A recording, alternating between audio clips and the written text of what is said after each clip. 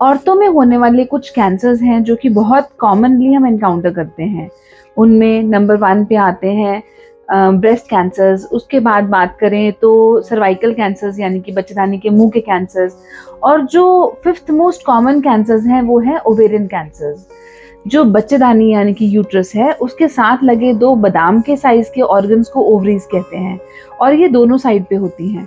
और ओवरीज के जो ट्यूमर्स हैं उनको हम वक्त से पहले कैसे डायग्नोज करें और उनके क्या हाई रिस्क चीज़ें हैं जिनमें ओवेरियन कैंसर्स हो सकते हैं, चलिए इस वीडियो में हम इन बातों के बारे में जानें। तो बात करें कि कौन सी वो हाई रिस्क कंडीशंस हैं जिनमें ओवेरियन कैंसर्स कॉमनली हो सकते हैं। नंबर 1, आपको प्रेगनेंसी ना ठहर रही हो जिसकी वजह से आपने बहुत सी ओवुलेशन इंडक्शन ड्रग्स खाई हो, तो आपके ओवेरियन कैंसर्स के चांसेस बढ़ सकते हैं। इसके अलावा अगर आपकी जेनेटिक टेंडेंसीज हो, आपकी फैमिली में आपकी कोई सिस्टर, मदर या आपके सेकंड कजन्स में भी ब्रेस्ट, ओवेरियन या कोलन कैंसर्स के शिकार हो, तो आपकी भी टेंडेंसी इस तरह के कैंसर्स होने के लिए बढ़ जाती है, क्योंकि कुछ स्पेसिफिक जीन्स की म्यूटेशंस हैं जो कि इस तरह के रिस्क को कैरी करती हैं। अगर आप मेनोपॉज के बाद लंबी देर हार्मोनल थेरेपी लेते रहे हैं तब भी आपके ओवेरियन मैलिग्नेंसी या ओवेरियन कैंसर्स के चांसेस बढ़ जाते हैं।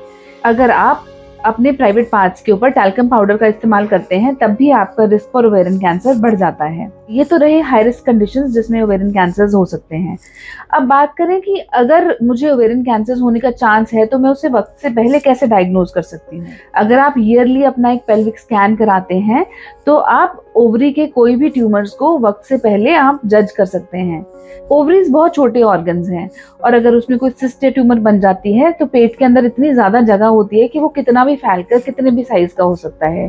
पर एक ईयरली अल्ट्रासाउंड जो इंटरनल स्कैन है वो आपको अर्लियर स्टेजेस में आपके ओवेरियन सिस्ट वगैरह बता सकते हैं। इसके अलावा ओवेरियन कैंसर्स के लिए एक ट्यूमर मार्कर आता है जिसको CA-125 कहते हैं। किसी जमाने में CA-125 को रूटीन कैंसर स्क्रीनिंग के लिए हम यूज करा करते थे, पर क्या आप जानते हैं कि जरूरी नहीं कि CA-125 सिर्फ कैंसर्स के केसेस में ही बढ़ा होता है।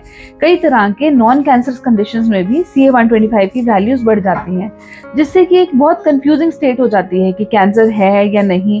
सो इसलिए प्रेजेंट डे गाइडलाइंस में सिर्फ हाई रिस्क कंडीशंस जिनकी फैमिली हिस्ट्री है, जिनके फैमिली में कोई और किसी मदर, सिस्टर जैसे मैंने आपको बताया है उनको कैंसर हो चुका है, सिर्फ उन्हीं केसेस में CA-125 की वैल्यूज जजमेंटल हैं। अदरवाइज रूटीन केसेस में ईयरली एक बार अपना पेल्विक स्कैन करवाना और अपनी कोई सिस्ट वगैरह अर्लियर स्टेज में डायग्नोज कराना ही एक ऑप्शन है जिसके थ्रू हम ओवेरियन कैंसर्स के लिए स्क्रीन कर सकते हैं। Thank you so much.